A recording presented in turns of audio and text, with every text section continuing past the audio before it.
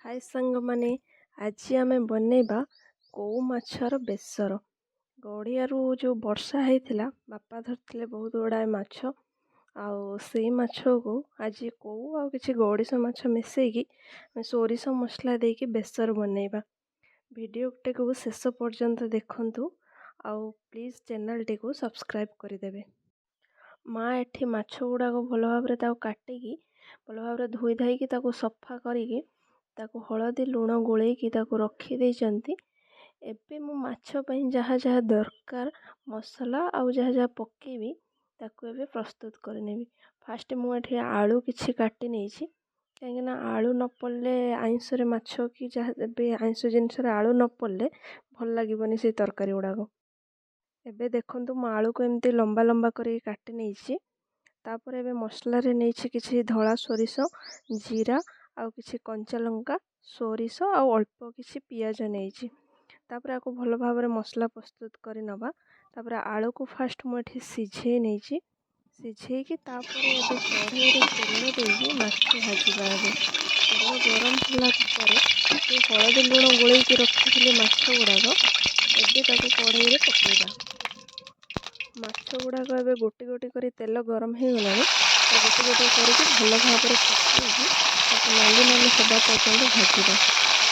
ମୁଁ ଏହାର short video ତ ପକାଇଥିଲି, ତେଣୁ ସବସ୍କ୍ରାଇବର ଭାଇ ବହୁତ ଥର କହିଲେଣି କି ଯଦି ମାଛ ଭିଡ଼ିଓ ଆଣ, ମାଛ ରୋଷେଇ ଲଙ୍ଗ୍ ଭିଡ଼ିଓ ଆଣ, ଲଙ୍ଗ୍ ଭିଡ଼ିଓ ଆଣ।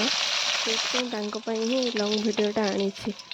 ଦେଖନ୍ତୁ ଏଠି ମୋର ମାଛ ଗୁଡ଼ାକ ଭଲ ଭାବରେ ନାଲି ନାଲି ହେଇ ଭାଜି ହେଇଗଲାଣି। ଏବେ ମୁଁ ମାଛକୁ କାଢ଼ି ନେବି। ଏବେ ସେଇ କଢ଼େଇରେ ଆଉ କିଛି ଅଳ୍ପ ତେଲ ଦେଇ ନେଇକି ସେଥିରେ ରଖିଥିଲି ଯେଉଁ କାଟିକି କିଛି ପିଆଜ ପକାଇ ନେବି ଆଉ ଟମାଟୋ ବି ପକାଇ ନେବି। ଟମାଟୋରେ କିଛି ଅଳ୍ପ ଲୁଣ ପକାଇ ନେଇଛି, ଟମାଟୋ ନରମ ହେବା ପର୍ଯ୍ୟନ୍ତ ଭାଜିବା।